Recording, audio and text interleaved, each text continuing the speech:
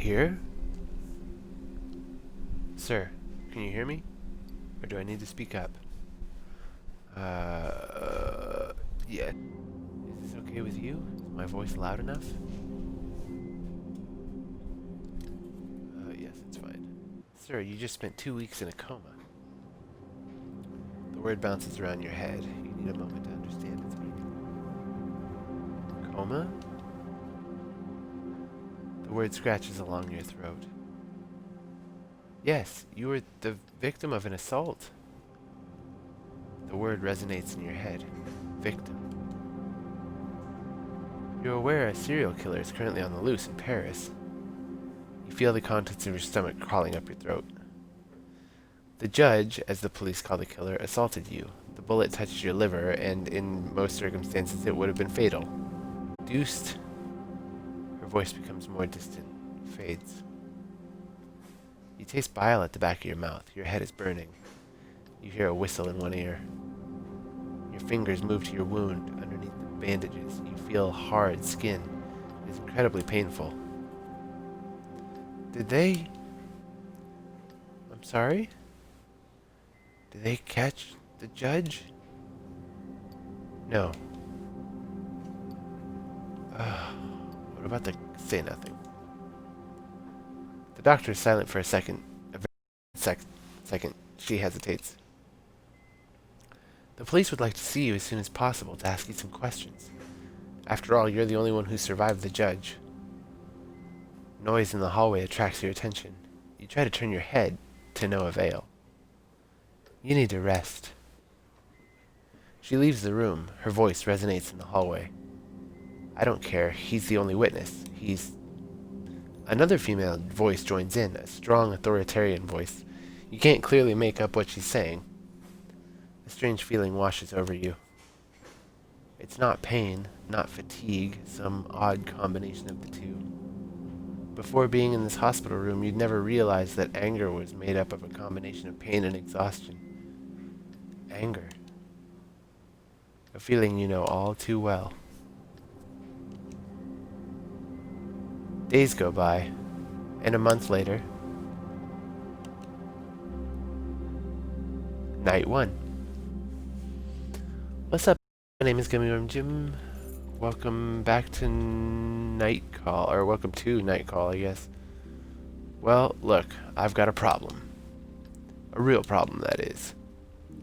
You have a pounding headache. It's your first night behind the wheel since the attack. Are you listening to me? You catch your boss's eye in the rearview mirror. Sorry. I just want things to get back to normal, to clear my head, to stop thinking about it all. He's watching you closely, trying to make out what's going on in your head. You know I'm worried about you, don't you? I know. You're like a son to me, you know. I know. And you know he's about to tell you the story of his taxi fleet again. When my father died and left me the store, let him go on. But I decided to start a cab fleet with the money he left me to hire the guys from the neighborhood. And that's why I've got 45 guys like you working for me. His hands flutter in the air. Though none of them are any match for you. He smiles. His voice suddenly takes on a serious note. Do you want me to go over everything again? He points to the equipment on the dashboard. The meter, the GPS. You haven't been in the taxi for weeks. Maybe you do need a little refresher. No, I'm fine. Yeah, good idea. Right then. Well, first, the map. You spot potential customers and try to guess where they'll be going. Then you decide. When a customer orders a taxi, if there's no one else around, you have to go pick them up. He shrugs.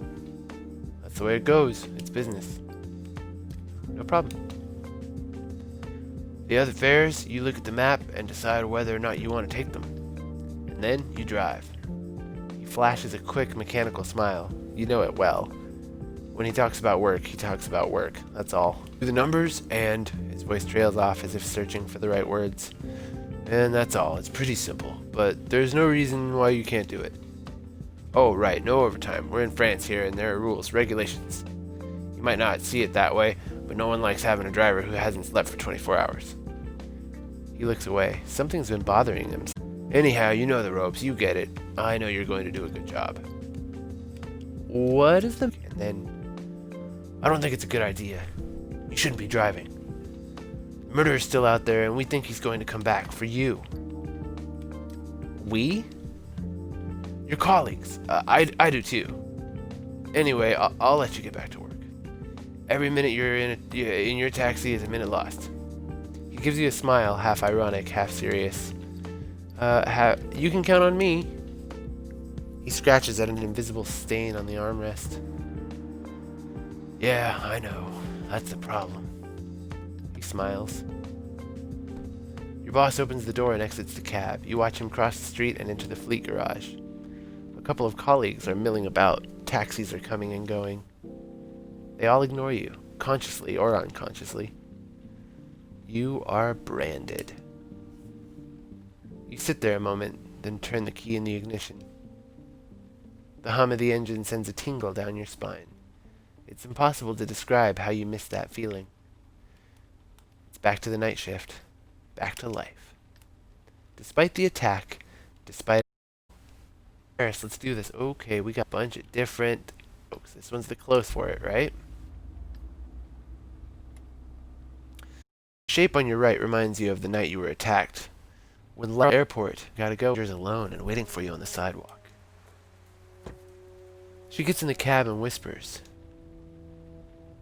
"Hello." She has no handbag or suitcase, just a small handmade sign with an Indian name printed on it. "Charles de Gaulle, please." She is young, with a soft and slight accent. Her face shows no emotion. Her fingers play with the small gold chain around her neck. It is the only piece of jewelry she has on. You drive, glancing back at her from time to time. Her head seems to be elsewhere. "Everything all right, miss?" She nods her head gently, cracking a tiny smile. "It's really early. The first planes to come are the worst. Everyone is exhausted and half asleep." "Yes, exactly, and..." She sighs. "I must confess, I don't really want to go there." A tiny smile lights her face for a split second before disappearing. "Ah, family?" "My future husband." "Well, future. I've never even met him." Her accent suddenly becomes stronger. You know this habit well. Just before confiding in you, passengers tend to relax into their natural accent.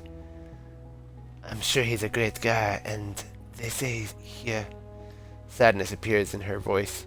"But I don't know him at all. My parents chose him. It's crazy, isn't it? Are you shocked?" Yes." A sad smile washes briefly over her face. "It's tradition, or at least it used to be. My parents are a bit old school, even by current standards in India. I chose to study here and not in England, like my sisters." She flashes a smile. "I fell in love with Paris and decided to stay. I almost never go home. Actually, this is home now.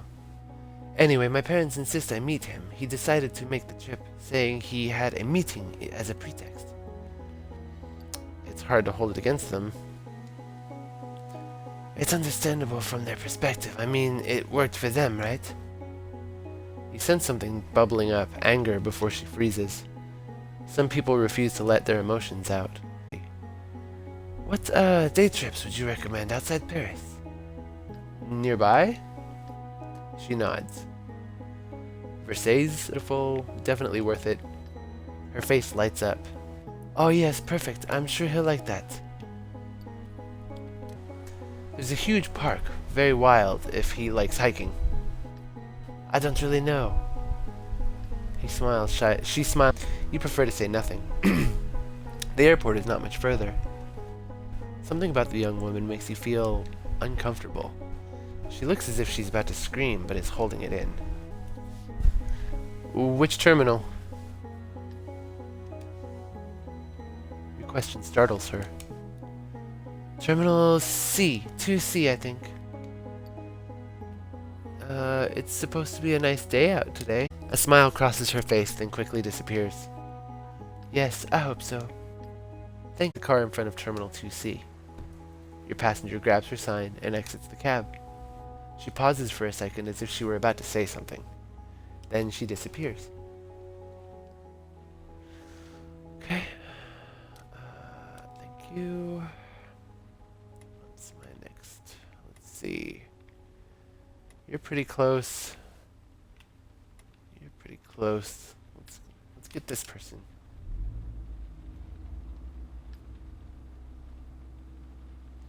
An ambulance passes you and speeds ahead. My poetry needs a car ride, okay? Alicia. The woman gets in your cab and looks frantic. I've lost my inspiration, every last drop of it. Come on, drive! You throw her a very skeptical look in the rearview mirror. I'll tell you when to stop. I am seeing... Talking, you hear low, guttural sound coming from her throat, a mantra. Say nothing. Billabong. You must find a billabong. What's that? Inhales, closes her eyes and focuses. Her voice drops, becomes more intense. A billabong, a dead river. There's one right below us. Drive, drive, I say. Start driving. You start driving. A few minutes go by before you realize your passenger is around. The sound resonates with the hum of the engine.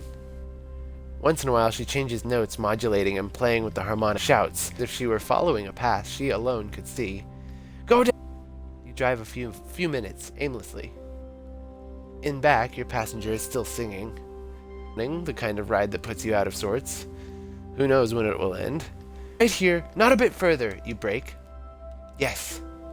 Yeah. Bong runs just beneath us. Its water flows no more. The black stream from my vagina has stopped short. Whoa, lady. The rumble of revolution, the water flows no more. All that remains is too clear away. The remains. You stop the engine. Oh, God, what am I getting into?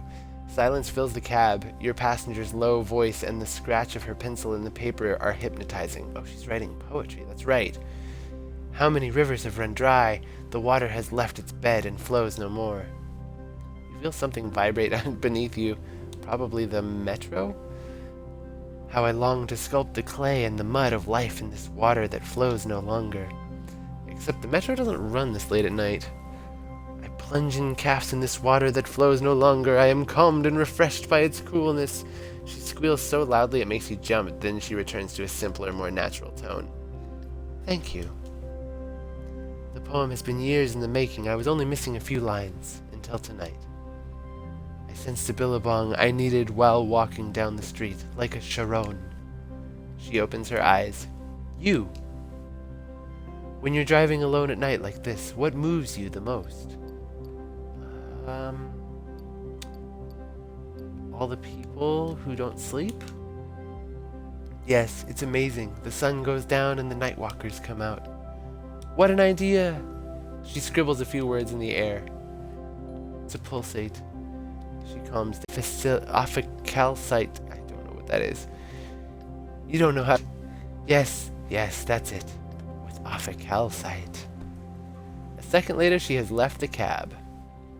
Une étoile. You have discovered 2% of the Passadex. Okay, I do not know what to make of that person, but I appreciate the poetry. A second later, she has left the cab. Okay. I knew I would find my inspiration on the path to the billabong. She freezes. Your color is marble, ophicalcite. Never forget this. She says nothing more, passes you her fare through the window, and walks away with purpose. You sigh and drive away. That was very bizarre, but I'm glad I could help, I guess. The door suddenly opens and a woman gets in the back seat. Having a good night? For a second you freeze. It's one of the cops working on the judge's case. She grins at you, her voice creaks. You remember seeing her at the hospital. Something already bothered you about her there. You know, it's actually pretty crazy. For weeks I've been saying to myself, there's something off about you. Something not so nice. I dug around, mulled it over, bugged all my fellow cops about it because I was sure you lied to us. I didn't lie. She whistles to cut you off. Hey, I'm talking. She has a cold sneer on her face. I'm going to be frank with you. She leans over to you. I don't think you're the judge. Nah, I just can't picture it. She squints like she's trying to make you out from far away. Think yourself. Yeah, between us, it's a bit of a stretch. She stares at you. But not enough of a stretch for my chief to stop going on. Talks about you all the time. If I didn't know better, I'd think he had a crush on you. She smirks. No, I think he's more interested in your profile. In prison at 17? An icy chill fills your gut. And for murder, too. You open your mouth, but nothing comes out. Since you got out, you've kept a low profile, but you're lying about your name and your address. I checked. It's normal, you'd say, if they get word of your time served, no loan for your permit, no lease for your car, meaning no second chance at life. Her voice becomes softer, almost warm. I personally like guys who... No, I like guys who fight for a second chance. Basically, I like guys who are willing to work for me. She leans forward, her shining, cat-like eyes narrowing. My chief wants to go to the prosecutor with a first and last name, with evidence. Actually, knowing him, he's not so hot on evidence. So I'll give you info. Victims, suspects, medical reports. She makes a gagging noise. Ugh. You have to be discreet. Keep it between you and me. Interrogate, ask questions, dig around. I'm not a cop? She shrugs. Don't worry, you're already keener than half the squad. And don't forget, I'm not asking you to make an arrest and deliver the killer wrapped up in a bow in front of the station. Okay, more information. She rummages around in her pockets for what seems like forever. Here, take my card. I'll call you in 3-4 days just to check in. We'll chat, and I'll let you know if I have any new info. She takes on a didactic, paternalistic tone, like she was giving you the list of recommendations for the 100th time. Don't get caught, look like, and I know who your friends are. You can either be the solution to the problem, my friend. She takes a minute to say, I have to. I'll go in on you-know-who. Her smile is biting. That reminds me, she know you've done time? You shake your head. She snickers. Oh, my little derp. If you refuse, simple. I turn you in. I'll send your picture to all my friends in the media and every asshole in Paris. Your picture with your name on it, your real name. Anyone close to you will have their places searched. They'll be put under house arrest, spend nights in jail. You have any idea how tense things are with that fucker's trial underway? You sigh. You know just what she's trying to get at. Come to think of it, your last names are almost the same. You could be brothers, actually. I'm nothing like that terrorist. She smiles. Let me tell you, with that face of yours and your handle, they'll welcome you with open arms. Ooh, I'm just gonna say nothing on that one. She takes on a serious tone, businesslike. I want to catch this killer personally. I want to drag him to court, ruin his fucking life, with a bang. I can't botch this case, you got me? And neither can you, right? Obviously. Well, great then. We see eye to eye. So, you can just say you're my informant, my CI. He ripped open your gut. You were in a coma. Yeah, you have plenty of reasons to want to get back at him. She furrows her brow. Yeah, I think you're actually going to do what I tell you to do. You investigate, ask questions, listen to all the rumors, and you come up with a list of suspects. She lays her hand on the door handle and freezes. Oh, right, and don't get fired. Without this cab, you're worth nothing to me. You glare at her. Ooh, I'm going to say nothing. I'm not saying anything dirty to her. She puts her hand up and you can hear the words behind it. The conversation never happened. I'll make sure you get more intel tomorrow. I'll find a way. Until then, not a word to anyone, obviously. Not a word. The door opens, squeaks, and slams. Fucking bitch. I don't know that I would use a gendered slur like that. You sit alone for a while, teeth clenched, dry-eyed, ears buzzing. Shit. On the back seat, the cop left a pile of papers. Shit. Key in the ignition, motor running, radio on, crackles. You turn it off and start driving. Talking to passengers might unlock new documents and clues for your investigation. You will find them back at your studio after your shift. Oh man, okay, it's gonna get kind of hectic. Let's see. Was that all of night one, or are we still in night one? computer. Hopefully it's not too loud for you guys. Okay, is this my studio? Looks like it must be. They got me in deep. I like that they played on both the fact that this person is an ex-con and a person of color in Paris. You take a second to enjoy the silence of your studio apartment. Outside, the city is slowly waking up. You can still hear the hum of the taxi buzzing in your ears. You throw the files Busset gave you on the table. I'm assuming it's probably actually Busset, but whatever.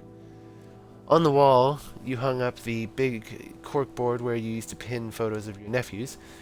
They've been gone since you got out of... Your plan is simple. Jot down all the pieces of evidence and connect them to the suspects. The guilty party won't necessarily be the one with the most evidence against them, but the one with the most compelling evidence against them. It's like you're building a story about each suspect. Trying to understand their motives, understand how he or she got into this situation. Your neighbor flushes the toilet. Out of the corner of your eye, you can see the pipes shake. You crack your knuckles and get to work. Alright, let's see. Autopsy report, victim 3, victim 4, killer autopsy report on victim 3. Hold to investigate. What do I do here? Hold on, okay, so how do I look up at this? Check the board. Paul-Marie Fragonard, retired cop, joined the police in 1977, divorced from a judge, born in the French Antilles, moved to mainland France in 1976.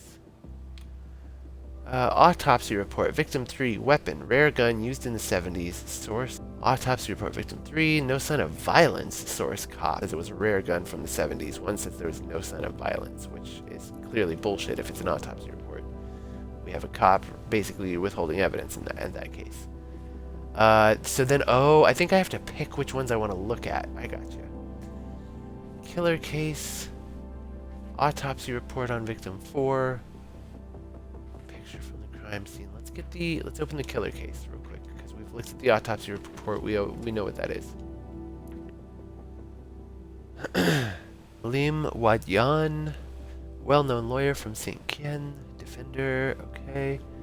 Was promising football player when he was 10. Killer knew the victims or researched them, we know this much. Victims killed with one bullet in the neck. Victims killed with one bullet in the neck. Death is execution style, okay, so we know this. I'm confused as to how these, do or do not tie in. And then I can look at other things. Okay, another victim, Claudia Campos, medical examiner in Paris, escaped from Argentina when she was young, lost her parents to an Argentinian junta. The process. Perrault Bataz, he was a cop in Paris. Dad was a cop. Died 2 years ago. Mom got health issues after Rick Dodin health scandal. Gay in a relationship, never disclosed this. Homeless man with an unknown background, briefly worked for Charles Bougrain, victim 2, in the 90s. Got health issues after Rick Dodin health scandal, a couple arrests. Okay, so I'm hearing health scandal and something about Salim over here, who was a defender. Hold on, let me do one final look at all this evidence that I have here. Okay. We're gonna add this all one at a time so it all kind of makes sense one piece at a time. Killer's height. 1 meter 69, 1 meter 7, 1 meter 7. Killer, these are all victims obviously, which is fine. Now, execution style 175. That's why this is all this way. Okay, I see. Killer knew the victims or researched them, which we should put over here next to this person. Pertinent. Killer left message in chalk on first 3 crime scenes. Let's put that here. Is there a way to look at that message?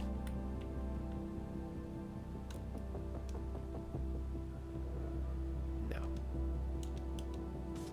No? Okay. Victims killed with one bullet in the neck. I don't know about that. Let's see, what is this? That's understandable. No sign of violence on one of these autopsy reports. That doesn't make sense.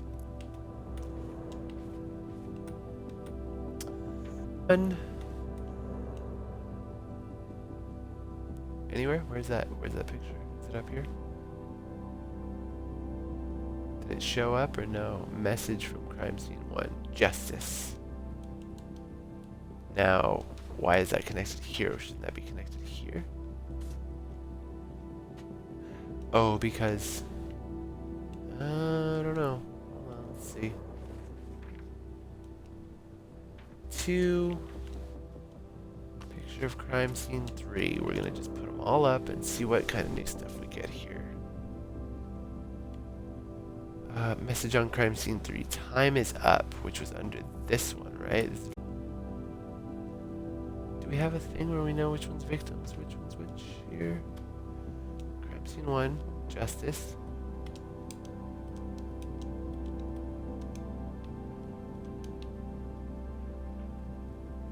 Okay, then are we just deciding which ones are pertinent? Is that what we're doing here? I'm still not quite sure exactly what we have to do, but...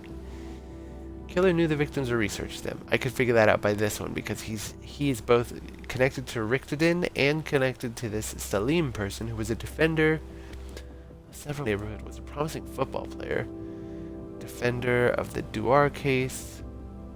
So Court and this Richthofen thing. This person. Mom got health issues from the Richthofen health scandal.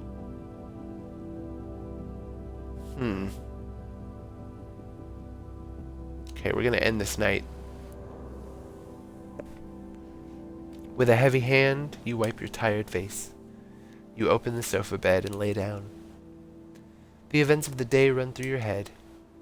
The streets, the passengers, their faces, their problems. Your brain is running at full speed. Your body aches and you're in pain.